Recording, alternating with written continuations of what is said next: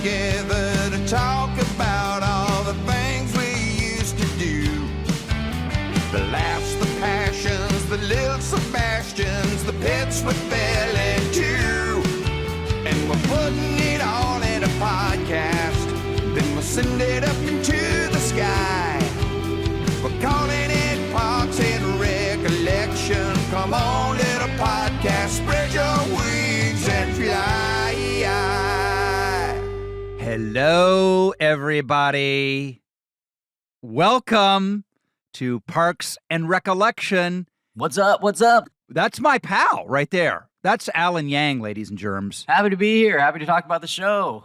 Happy to talk to you, Rob.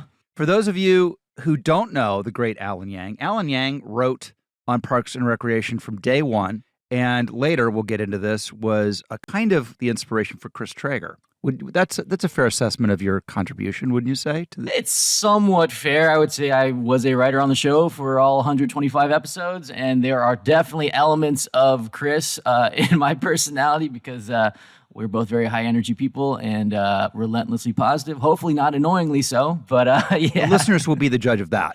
Yeah, we'll see. As everybody comes into this little club we've started, I'm excited to have you guys listening. This is, fasten your seatbelts, going to be the ultimate Parks and Recreation experience. And we're just going to spend some time on a show that Alan and I worked on and loved. Yeah, it's also nice to go back and look at a show like, you know, there's no monoculture anymore, man. Not everyone's watching the same shows, but like back when this show was airing and The Office was airing and 30 Rock, people would watch shows on one night. Like Thursday night, people would watch television. Community was on that night too. It was like, can you remember a time? I think the last show like that was Game of Thrones. It just doesn't Wait, are you anymore. asking me if I can remember a time when TV was good? Is that what you're asking me? Like, it sounds like what you're asking I'm not saying it's not good, but it's just a warm, funny, familial show. And it every time we see each other again or people from the cast and other writers, we do talk about it because it's also this formative experience, right? You're just spending time with these cast members and these writers every day. And the show ran for 7 years. So few shows run that long anymore. So we really were like a family. And if you ever watched the show and you felt the tone of the show and the warmth and the sort of, the camaraderie, that was all because the writer's room and the cast were all kind of like that in real life. I hate to disappoint anyone looking for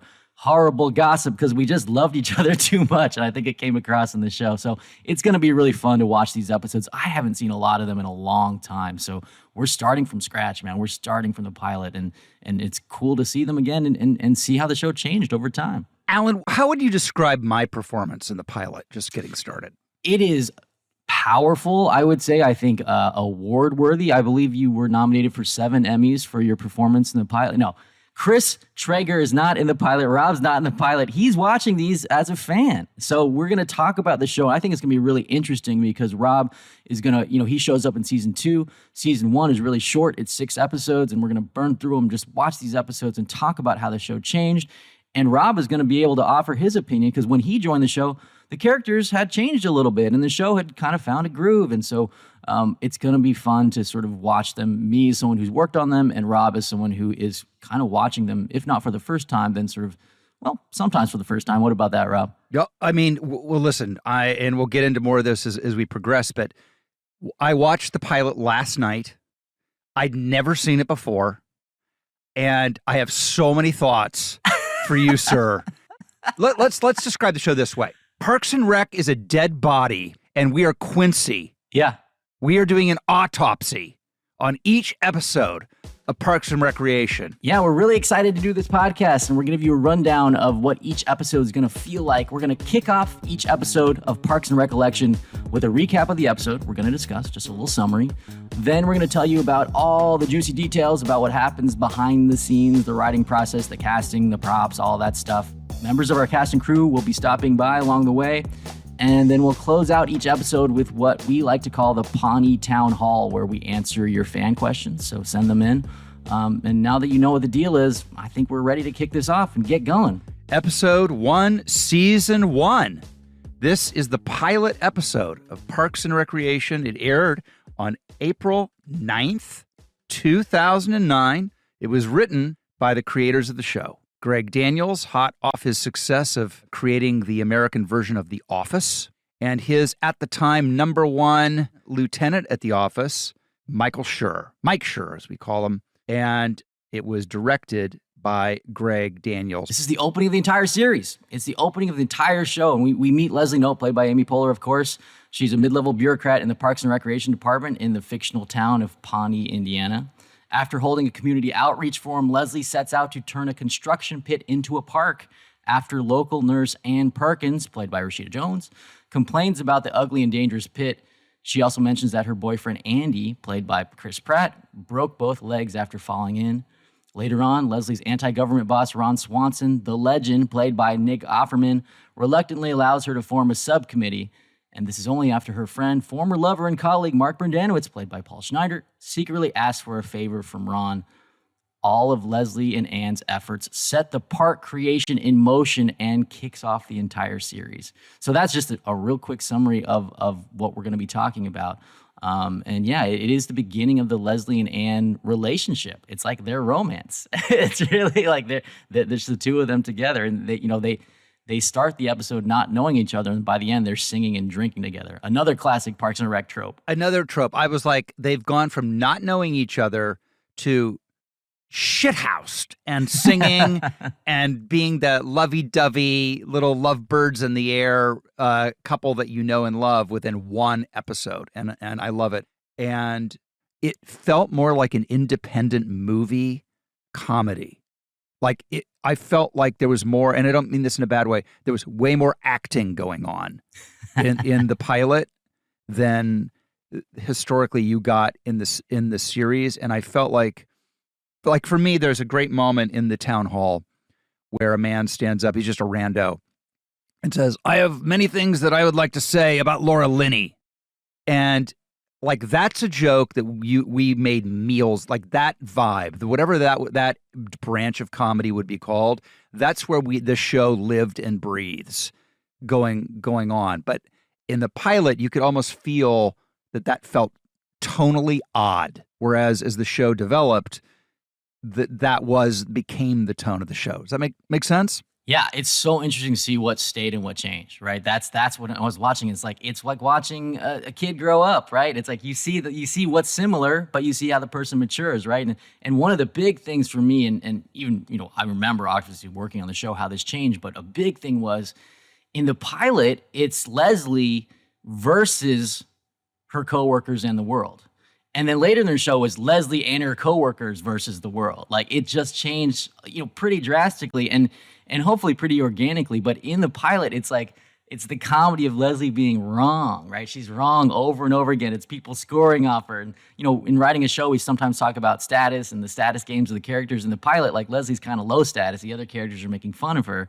But as the show progresses, she kind of becomes higher and higher status. And I think a big part of that was just working with Amy and being like, oh my God, we got this actress who's one of the funniest people in the world. And in real life, she's one of the highest status people in the world. She's always scoring off everybody. Like she's like one of the coolest people. So I think over the course of the show, I was like, yeah, let's kind of steer Leslie a little bit more towards that. And you're right. What I was really surprised when she goes to see Ron Swanson for the first time, and you meet Ron Swanson, he feels very much like her superior.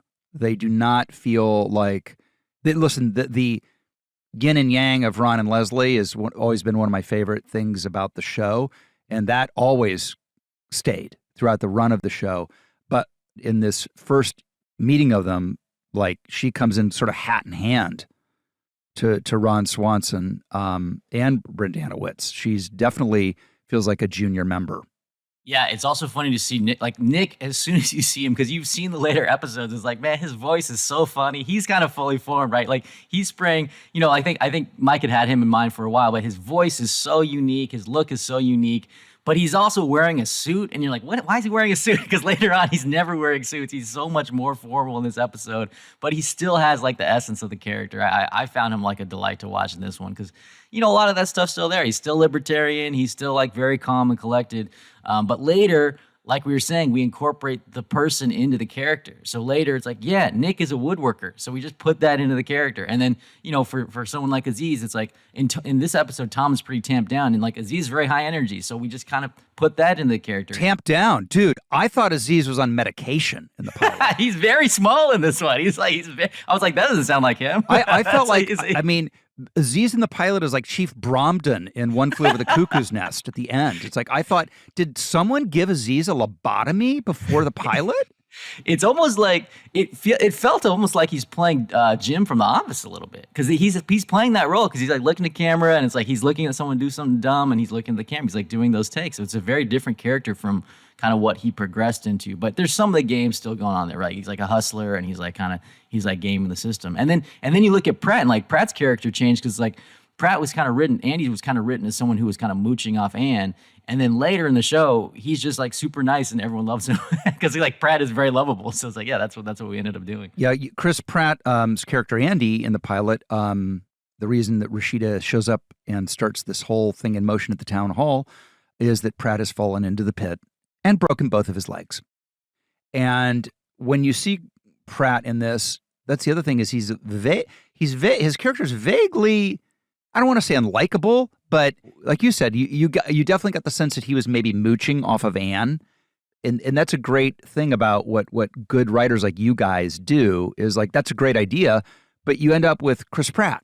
And Chris Pratt is one of the most likable people on the planet and funny. So it's like you pivot away from that sort of, the minute you recognize it. And you guys always did such a great job of finding somebody's essence and then, not covering it. Why would you do that? But people do it all the time in TV. You guys brought it out. Yeah, but it's a total adjustment, right? It's a total like, okay, that's the beauty of a television show, because it's ongoing, right? It's like you learn who these people are and you learn who the actors are and you just adjust towards it. And Retta's character and Jim O'Here's character in the pilot, they are literally extras. They're actual background artists. Yeah, I think that was an arrangement we kind of had with them, where like we knew they're really funny people, really funny personalities. I think Jim O'Here, who plays Jerry, auditioned to play Ron Swanson at some point, I believe, and we're just like, hey, we got to focus on these main casts this season, but if you guys are willing to do it, can you guys be in the office, fill out the space, and kind of be there, and we'll give you a line here and there, and then we'll flesh you out. And then look at how much they developed, how funny those characters are, how integral they are to the show. Like by the series finale, it's like Jerry is like the mayor. It's like, and like Donna's getting married to Keegan-Michael Key, and they become such a big part of the family, and they're such funny actors that, they went on to have great careers. It's great. Who's the guy that looks like Jim O'Here but has the hair of Elvis fucking Presley? Who's that? Everyone looks different. There's so many people who look different. It's like when Aubrey shows up, I'm like, is Aubrey 12? Like, did we cast a child? Like, is this okay? Oh, she says she's the college intern. By the way, I never knew what she was doing on the show. Like where she came from. Because she always seemed like her character, the disinterested outsider. I didn't realize that her genesis was she was the college intern. Yeah, she starts as an intern. I think the idea is like Leslie's trying to inspire her, but obviously, with Aubrey's personality, like she cannot be inspired. So that actually stays pretty similar. But what doesn't happen immediately is like, she runs into Pratt and there's like, you just almost no interaction there, because we hadn't planned that story yet. The Office was a massive hit. Everybody loves The Office. Everybody still loves The Office. And they were deputized and paid a lot of money, I'm sure, a lot of money, to make a sequel. Not a sequel, but like a spinoff to The Office. Is that not correct? Yeah, I'm trying to jog my memory here, because I was hired on the show at the time. It was called Untitled Office Spinoff. I was a really young writer. I had worked on South Park, and I met with Mike and Greg, and it was for anything. It was like, we might hire you for The Office. We might hire you for, a new show. We didn't know sort of what was going on there. I was really happy to get a little backstory on me. I had started writing comedy, and this is really just an example of how crazy and fortuitous like life can be. For years, I had been writing on a baseball blog with Mike Schur, and we didn't really know each other. And it was a very crazy thing where we were on an email list together. And at a certain point, we were complaining about baseball commentary and making jokes and stuff. And at a certain point, people on the email list were like, can you guys take this to a side conversation? Because I don't want emails about baseball commentary in my inbox every day. So Mike and I and our other friends started a baseball blog, but we really didn't know each other. But we were writing on this blog. Mike was writing for The Office at the time. And when I saw this, my agent told me that this show was looking for submissions. I submitted my pilot and stuff. And I emailed Mike. I was like, I heard you have a show. He's like, well, the good news is I like your pilot. The other good news is I've read roughly 1 million words of comedy that you've written over the last 3 years or whatever about baseball. So I met with Mike and Greg, and yeah, we didn't know, right? I think, is this going to be a spinoff? Is this going to be a new show? And I think what they decided to do was, let's just create this new world. And I think the first people they cast were, I think, Rashida and Aziz, and I think I believe one of the first writers they hired, I think they hired Dan Gore and they hired me, and that was really early on. One of the things I learned coming into Parks and Rec when I did, and one of the things I think is successful and something I've stolen on anything I have the ability to do since is, as you said, they had the talent before they even had the characters. They didn't write these characters and go, oh, let's go find an actor who can play Tom Haverford, which is how everybody does it. They went, oh, we have Aziz Ansari. He's really unique. He's really special. We have Rashida Jones, really unique, really special. What can we build for them? Yeah, it's finding these special people, right? We kept doing it. Me and Aziz went on and created a show called Master of None, and we kind of did the same thing. It's like we met Lena Waithe. Like, she's interesting. Let's write a character for her. And by the way, we had the same casting director, Allison Jones, did Parks and Rec and Master. And Allison's so great. She's got such an eye for talent. She'll just introduce you to people. These people are special. These people are funny. And you'll even see, watching the pilot, you'll see a lot of the characters change over the course of the show, and they become more similar to the actors. So even if we try to write them a certain way, it's like, well, sometimes the person's essence comes across, and that's honestly what makes them funny. And so you'll see, like in the pilot, like Aziz and Nick, and they're kind of the same, but a lot of the other characters kind of become more and more like their sort of actors who play them, and I think that's a really smart thing to do. But yeah, I mean, I remember this first meeting, right? We had all these writers. It was a pretty small writing staff that first year. It was Mike and Greg, me and Dan, and Norm Hiscock, and Tucker Colley, Rachel Axler. So we were just having lunch. And I still remember this lunch because I was so excited. It was like I was freaking out. This is my first big gig. I was 25 or whatever. And, we all sat down. I was like, okay, who's the star of the show? And at a certain point, Amy Poehler's name came up. And Mike was saying, Mike worked on SNL with Amy, was friends with her, said, I think she's available. And everyone kind of agreed. It wasn't really even a debate. We're like, well, if we can get her, shouldn't we just cast her and we'll just write the character around her? And yeah, it was pretty unanimous. It wasn't really a debate. I was like, why do we even have this lunch? Let's just cast Amy. But yeah, it was kind of a cool, everything kind of started from there, right? So, and then you start building the world around it, right? You start building the energies and sort of the sort of, you fill out your family, right? Now, but wait, do you have any idea, like, does it take place on Mars? Does it take place in Pawnee yet? Are they in the FBI? I mean, it's still anything, is that right? Yes. Well, I think at that point they had some idea of the pilot, and Mike and Greg wrote the pilot together, and I think they really wanted to do a show about local government, and I think have a show that had some optimism and sort of, believed in government as something that could work. Why Pawnee? Why that name? Why Indiana? Why that? I like the name. I think that's something that Mike and Greg came up with, and I think they wanted to set it in every town in America. I think that's basically Springfield from The Simpsons. It's basically like, this is a representative of America. This is a metaphor for America. And, we could have used you on the writing staff, because I think we run around season one. It's like, has anyone been to Indiana? Has anyone lived in Indiana? And I don't think anyone had been to Indiana. So a great a representative crew there. My dad, born in Indiana, raised in Indiana. I've spent my summers in Indiana. I kept trying to get you guys to write us going to Lake Wawasee. I mean, so I thought I was a little helpful when I came into it, but you guys picked it, and Pawnee was a great name. The name Pawnee sounds very, very, very much like it could be a town in Indiana. Yeah, and just a little fun fact from our producer Greg, The map of Pawnee is actually a map of Muncie, Indiana, but turned upside down and flipped. So if anyone sees a map of Pawnee, that's what it is. Just a little fun fact. Well, they in one of the very first scenes, they're holding a community outreach forum, which became one of my favorite runners in the show when Leslie or anybody from the department would have to go and deal with the community of Pawnee. Was always, for me, a great place for jokes. The things that the folks stood up and said were always really, really funny and really hilarious. And you got to really get to know the people. And that's where, in the first scene, I was so surprised.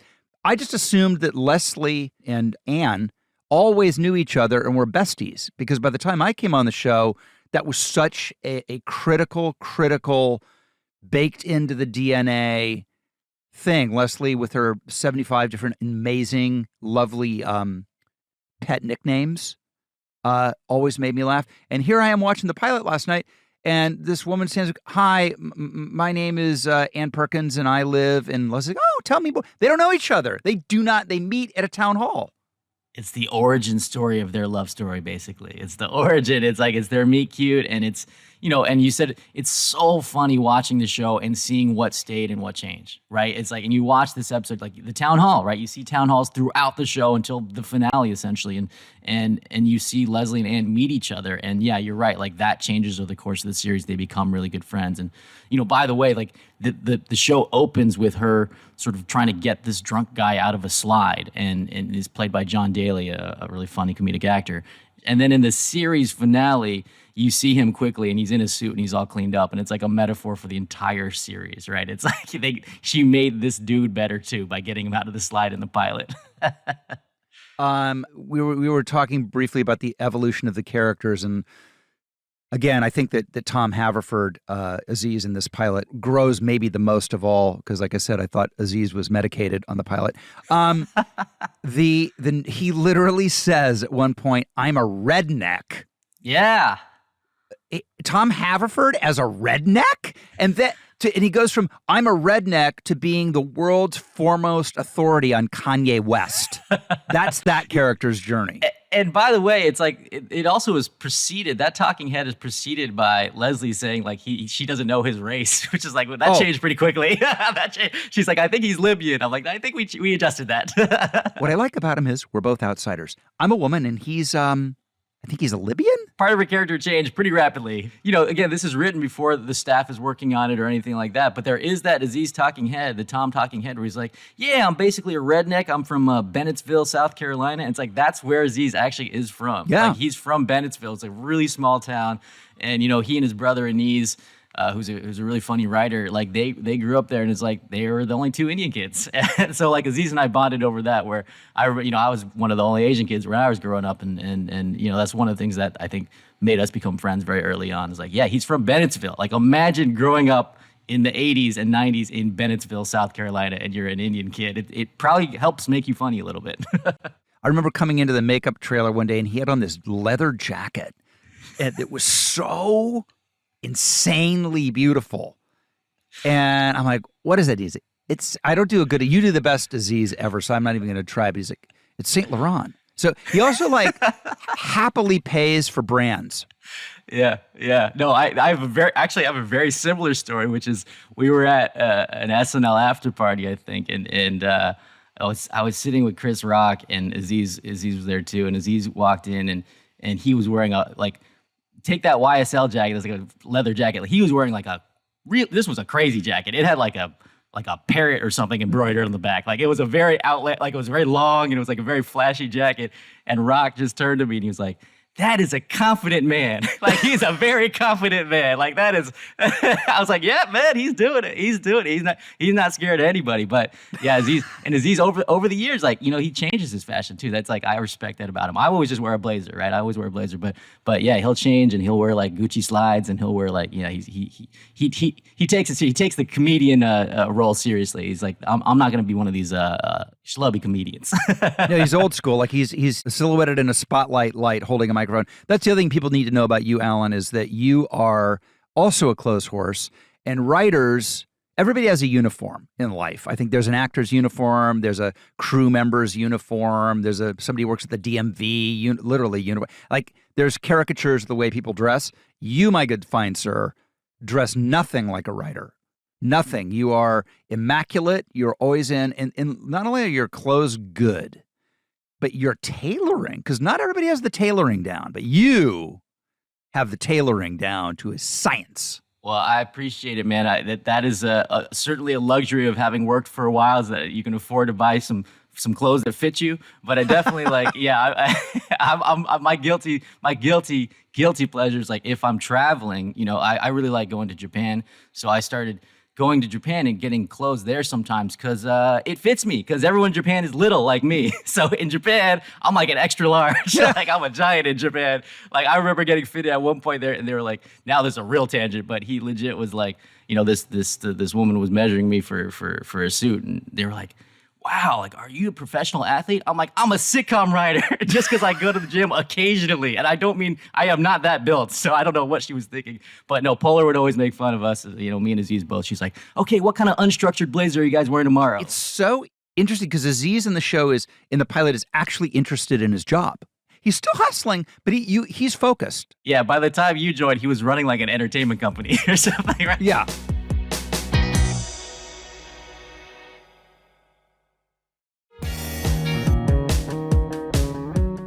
Again, one of the things I learned from my time on the show is that how funny the mundane, the smaller it is, the smaller the detail, and extrapolated to the nth degree, the funnier it is. Like there's never a big event ever that happens ever. It's like they get smaller and smaller and smaller, and that's what's funny about it.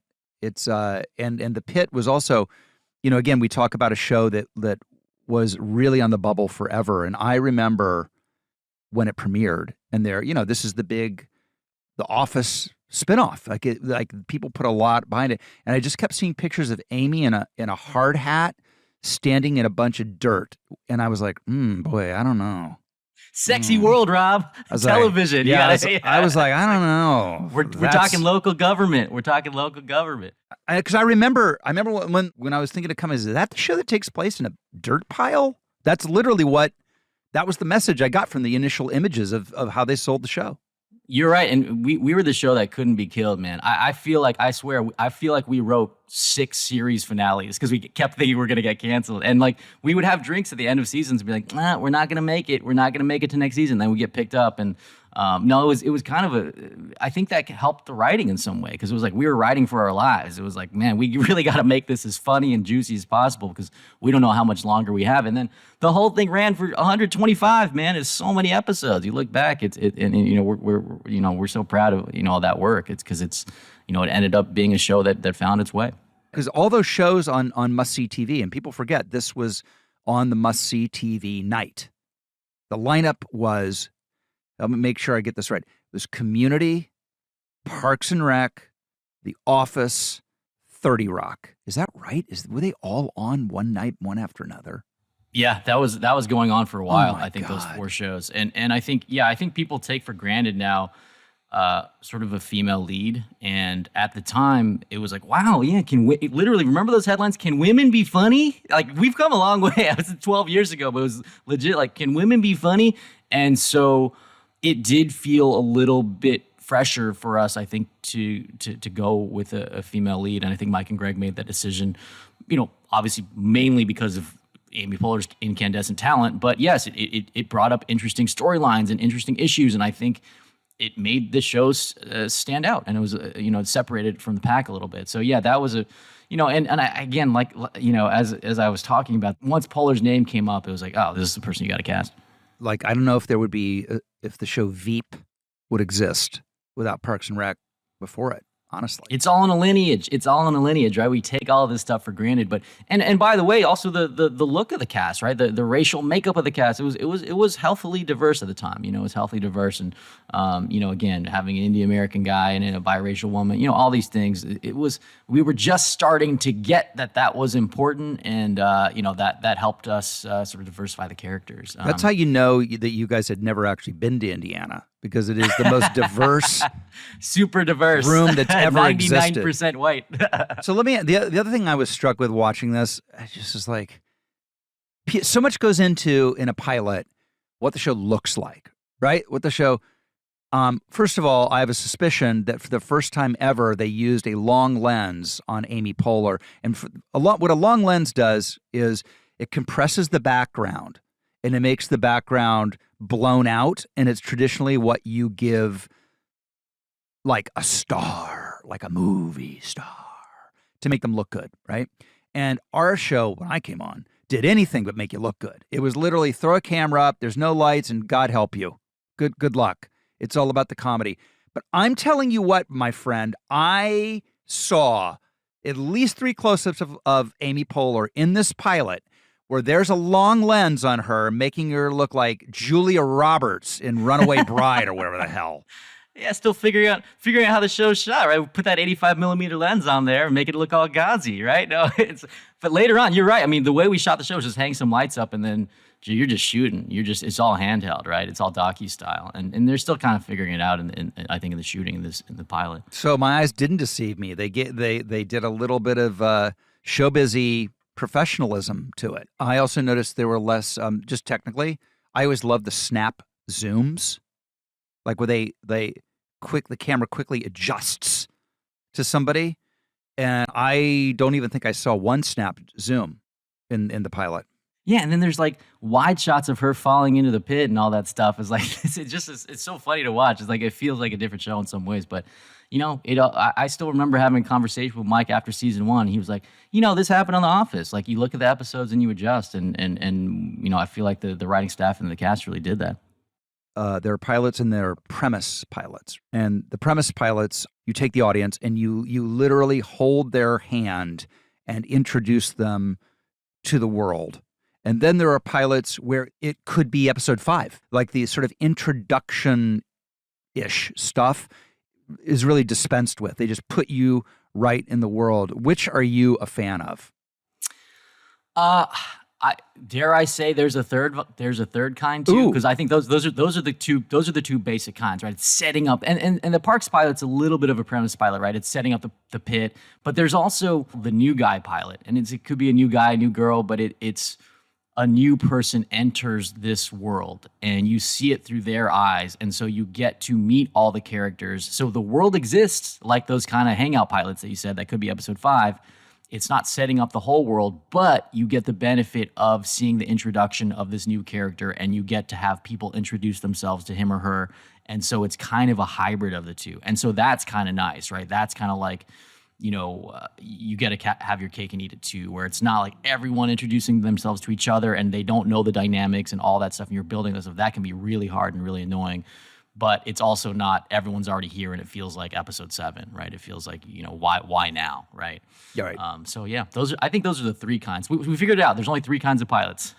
Listen, that's a big deal. If you're a fledgling writer, you got it from an expert. Okay, I want to talk about in the pilot, because it's kind of a premise pilot. Leslie literally walks the audience through the set, and they use the new guy device because it's Ann Perkins, yes, who she's showing the set to, and they get to my favorite thing, which are the murals. The murals on Parks and Recreation set, maybe my favorite piece of set design I've ever seen.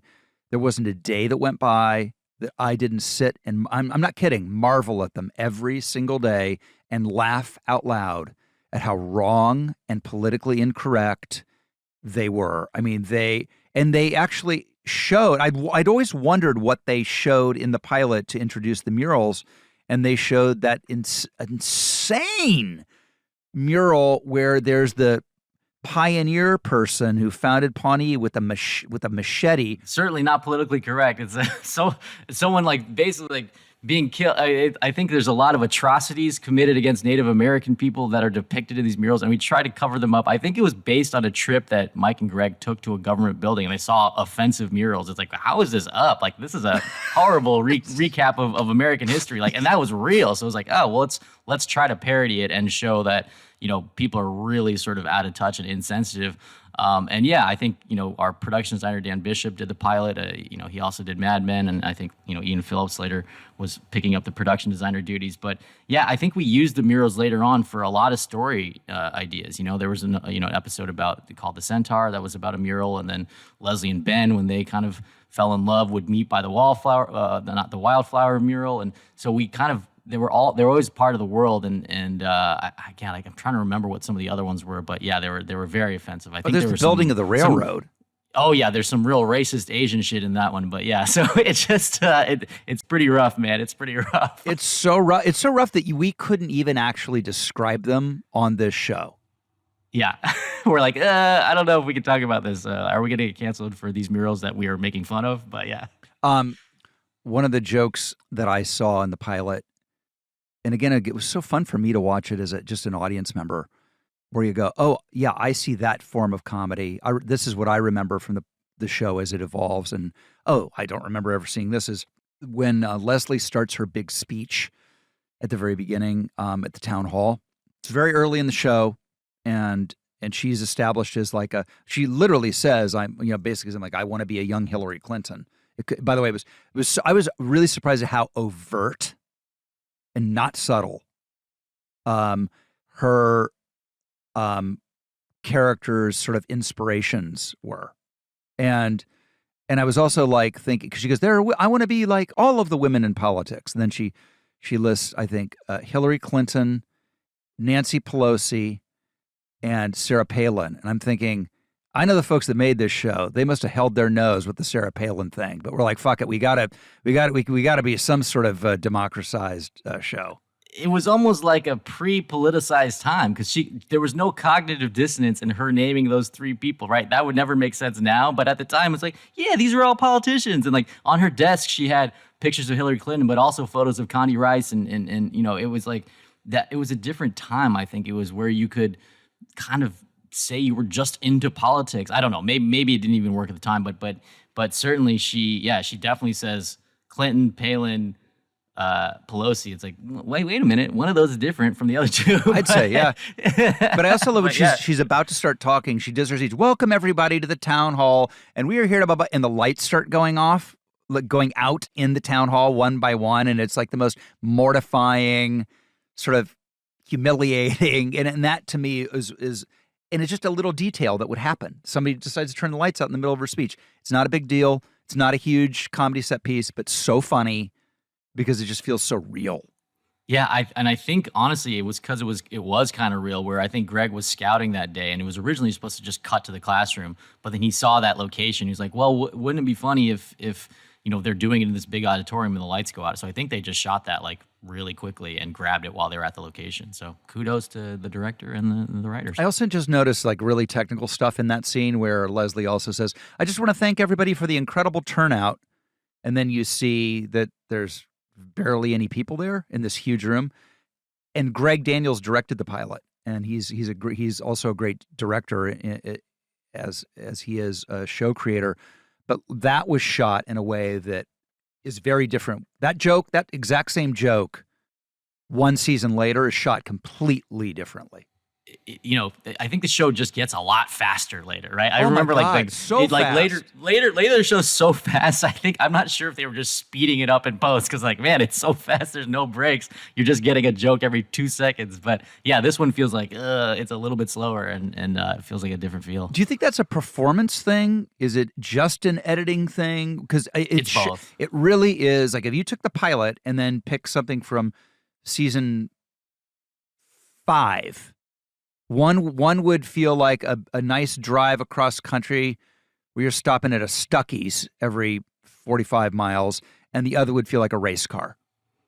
Yeah, I think it's also partly the directors and writers on set being like, faster, faster, faster. People telling you to do that faster. Like, Rob, I'm sure you remember that. It was like, yeah, faster and funnier, faster and funnier. That's what Poehler would do sometimes, even when she was directing herself, too. She's like, I got to do it faster. Because it does help. Rhythm helps in comedy.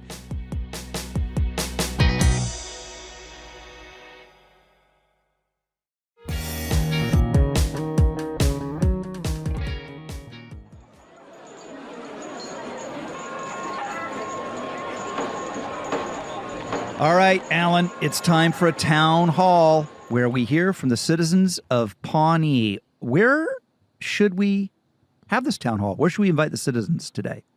Let's keep it simple, Let's take a trip to Andy's shoe sign stand and group everyone over there. How about that? I love it. My shoes could use a shine-in. All right, let's get in those seats. This town hall question comes from Molly in New York. Molly asks, what was the thought process behind the show being shot like a documentary? Was it simply that it was a spinoff of The Office? Was there a deliberate decision not to address what the documentary is or why it's happening? I have a fairly quick answer to that, which is, yeah, I think it was because The Office did well and it was the same creators. And it was like, yeah, maybe this is a good format for us.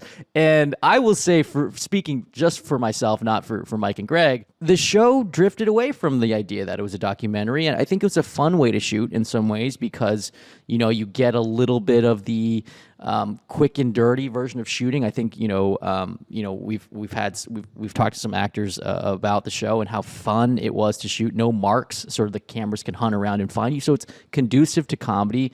And I feel like, the more attention you spend on the fact that it's a documentary, I think you take away from the immersion in the show a little bit. Like, I actually found that there's later episodes of The Office where they're talking about the boom guy and stuff. And as an audience member, I didn't really want that. So I like that we kind of didn't discard the premise entirely, but it was more like, yeah, this is how the show's shot and whatever, it's fine. I mean, if you look at a later show like Modern Family, it's like they don't address it. It's just, that's how it's shot, and it's like single cam, multi-cam, mockumentary. It's fine, and don't think too hard about who's operating the cameras or where they are or where the sound guy is. Don't think about that because we go away from it. That's what I would say.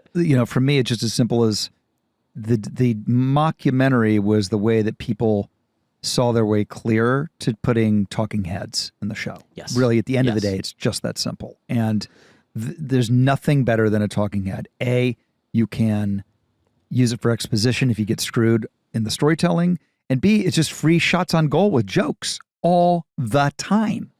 And yes. I mean, I would love to have talking heads and naps. I want to see All the President's Men with talking. I want to see One Flew Over the Cuckoo's Nest with talking head. I think talking head should be in everything. Yes. That was a good question. Thank you. This has been not only the first episode of Parks and Recollection, but we've been talking about the very first episode of Parks and Recreation. And I hope you all come back to our party next week for episode 2. What's on hand for episode 2? Canvassing. Well, that's it from Pawnee. Don't forget also, this Thursday is another episode of my podcast, Literally, with Rob Lowe. We have an amazing guest this week. You're not going to want to miss it, so you can get that wherever you found us here today. Thanks, everybody, for listening. Subscribe where you get your podcasts and tell a friend. Tell 2 friends. Thanks to producer Greg and producer Schulte. Goodbye from Pawnee. This episode of Parks and Recollection is produced by Tamika Adams, Greg Levine, and me, Rob Schulte. Our coordinating producer is Lisa Byrne. The podcast is executive produced by Alan Yang for Alan Yang Productions, Rob Lowe for Low Profile, Jeff Ross, Adam Sachs, and Joanna Solitaroff at Team Coco, and Colin Anderson at Stitcher. Gina Batista, Paula Davis, and Britt Kahn are our talent bookers. The theme song is by Mouse Rat, aka Mark Rivers, with additional tracks composed by John Danick. Thanks for listening, and we'll see you next time on Parks and Recollection. Today's episode of Parks and Recollection is brought to you by JJ's Diner, home to such dishes as the Leaning Tower of Pancakes, the Leslie Knope favorite that comes with a bottomless jar of maple syrup, and the Swanson Scramble, a dish in honor of Ron that is made with all the bacon and eggs that the kitchen has in stock. JJ's Diner has been filling the stomachs of Pawneeans for 26 years. At JJ's, you can hobnob with city councilors, spill the beans with local reporters, and hey, you might even see some of your favorite Parks and Recreation Department head employees. When you go in, mention Parks and Recollection for 10% off your order, and they'll add 10% to your plate. That's a JJ's promise. And while you're there, dining on these culinary delights, head over to Apple Podcasts and leave us a 5-star review and let us know what your favorite Pawnee company is.